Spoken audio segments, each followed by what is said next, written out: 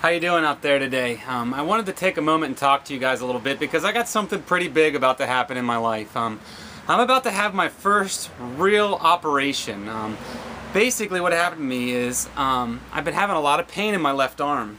And all my life I've struggled with my left hand. Like if you looked at my hands, I can shut one, I can't shut the other. I know, pretty creepy, pretty weird. I can do this, it doesn't work.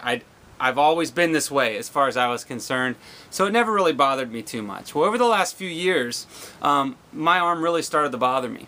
And I ended up going to the doctor finally after a little prompting from my wife, and I went to get this looked at. Well, you know what it turned out? This is pretty fascinating. Basically, I have a nerve in my elbow that is completely entrapped. You see, when I was 5 years old, I had an accident with my father where he was splitting some wood and a piece of the metal shot off and went in my arm. And of course I got healed from that. I had a little bit of thing done there. They got the metal out. No big deal. No harm, no foul. And I've gone through my entire life with that in the past. It happened. It's over with. No big deal. What turns out, 30 years later, that wound from when I was 5 years old has cropped back up in my life.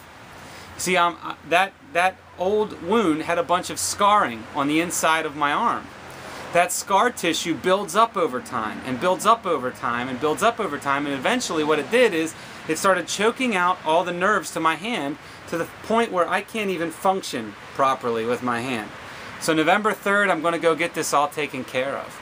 But while I was kind of going through this with the doctor, something really popped into my mind. Like, this is exactly what happens to us human beings as we start to look at the conditions of our hearts, isn't it?